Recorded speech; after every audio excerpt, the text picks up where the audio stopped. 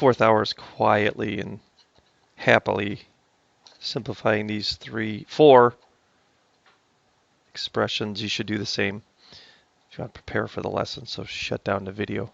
All right, that's why I said don't, watch the movie or stop the movie and do it yourself if you're at home. How many people got 4 plus h, number 7? Okay, all you do is FOIL, simplify, things cancel, blah, blah, blah, blah, blah. 7 plus h, number 8. Okay, now numbers 9 and 10, I separated and did the 2 different ways algebraically you could attack them. For 9, I got a common denominator of just the numerator, then did the whole divide by h means multiply by 1 over h. And you could read all that. How many people got negative 1 over 2 times the quantity 2 plus h? Or, of course, 4 plus 2h on the bottom. Anyone? Nobody? A few? Good. Didn't finish? My bad, dog. Rough. Or the other way is the way I like better usually on these. And actually for what we're doing today, I think this is a little bit faster.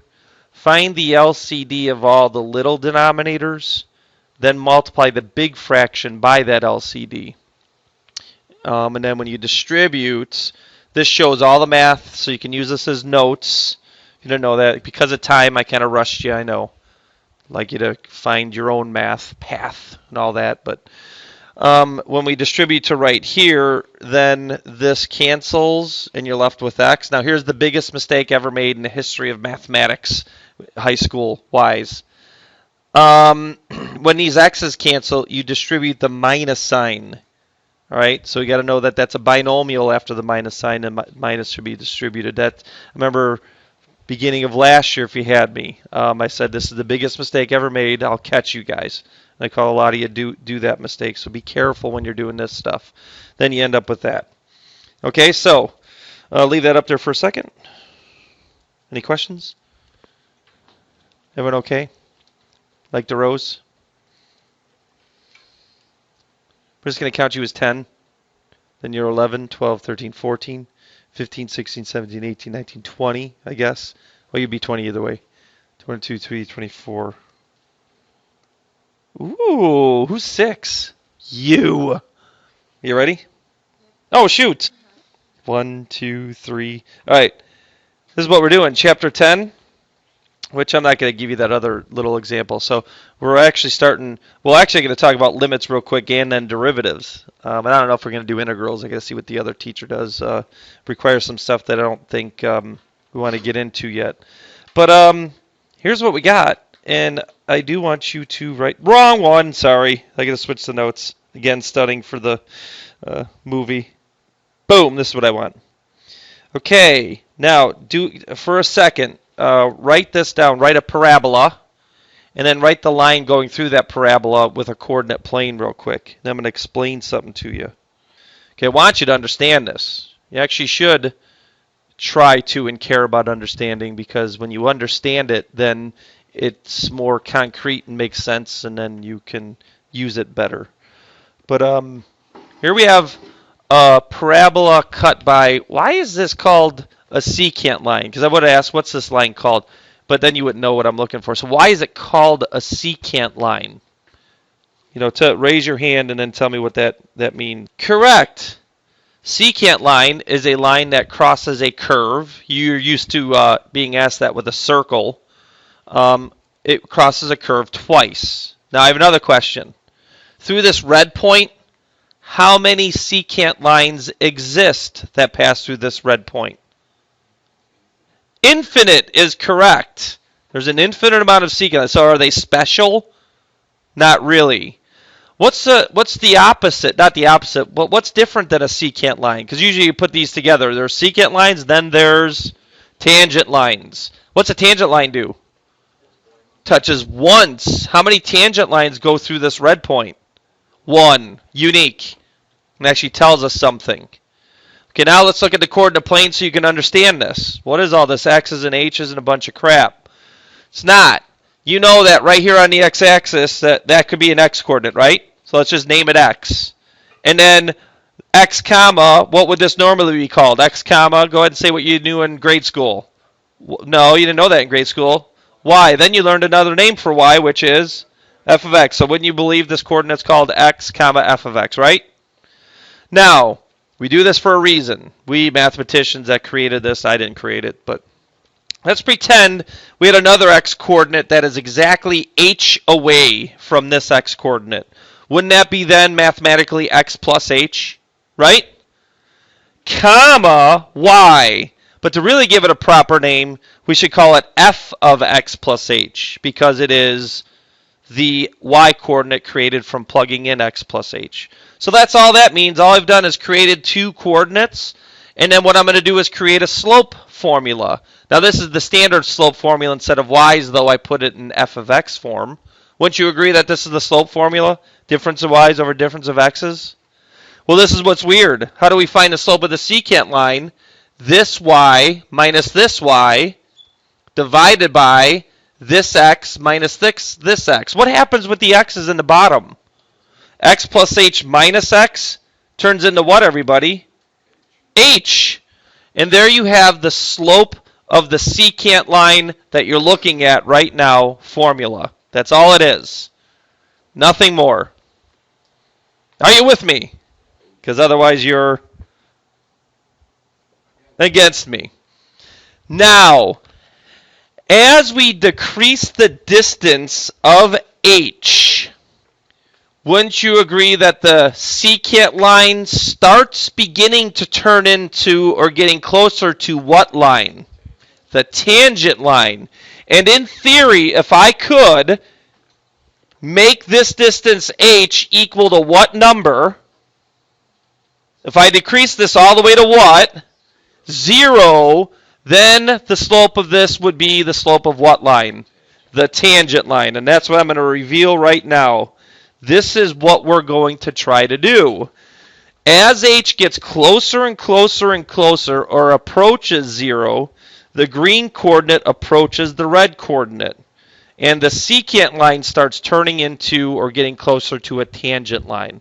So how can we make that happen? Through the glory and power of limits.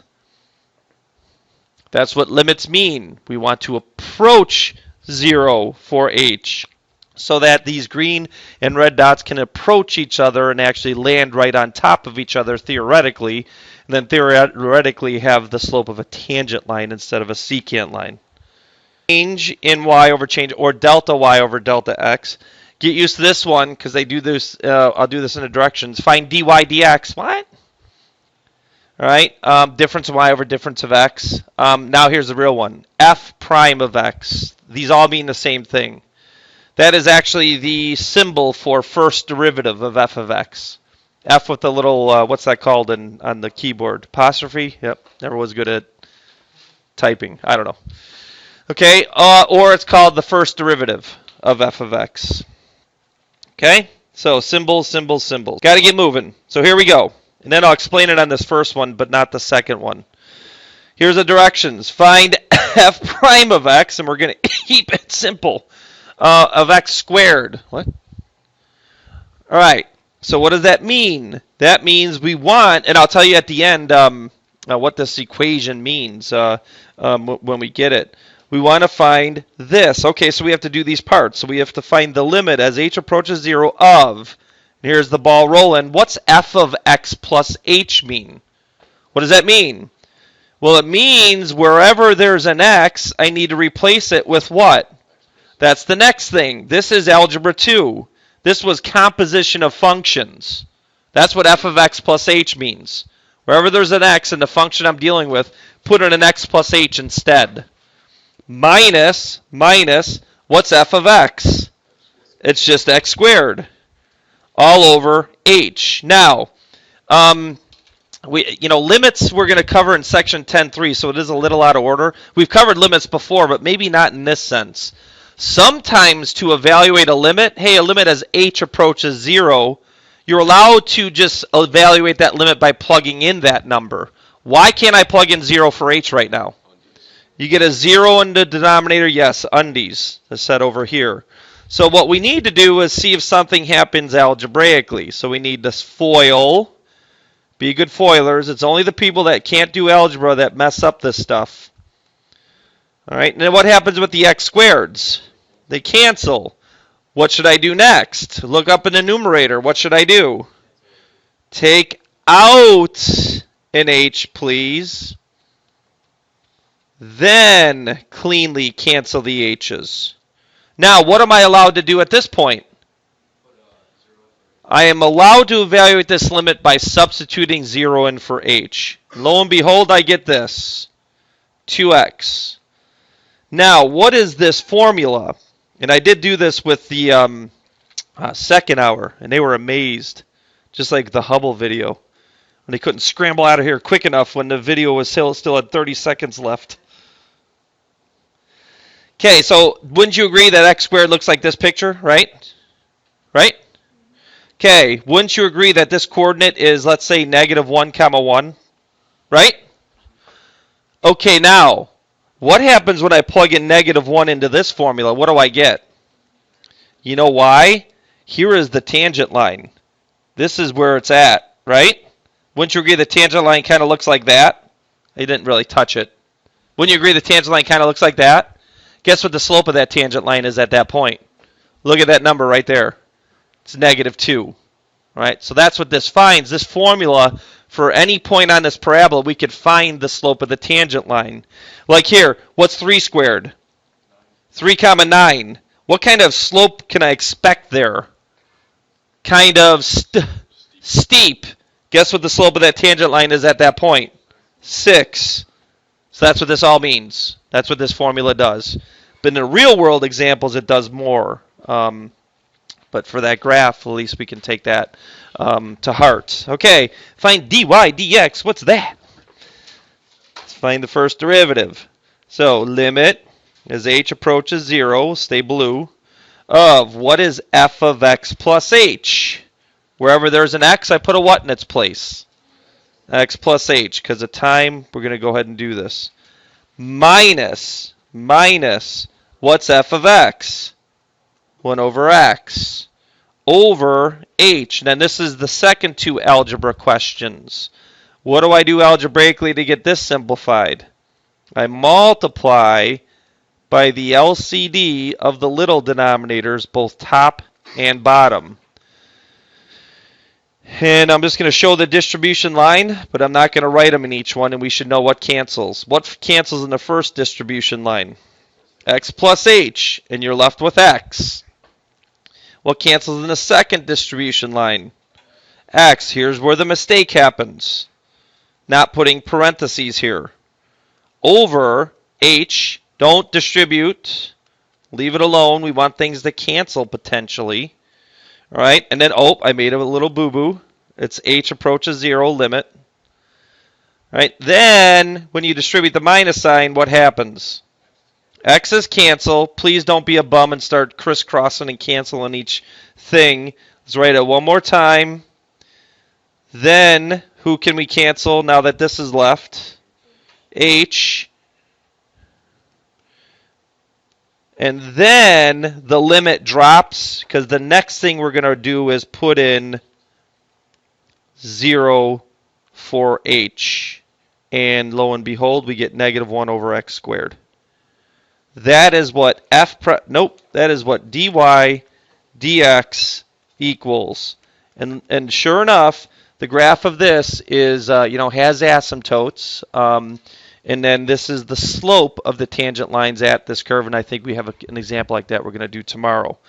Okay, so look at this, what I said at the beginning of class. I only extracted those out of the book because they're nice little functions to find the first derivative that have similar algebra attributes. I probably could have assigned more, but tomorrow we'll really delve into it more. But ignore the directions. Don't even read the directions. Okay, just find the first derivative of those functions.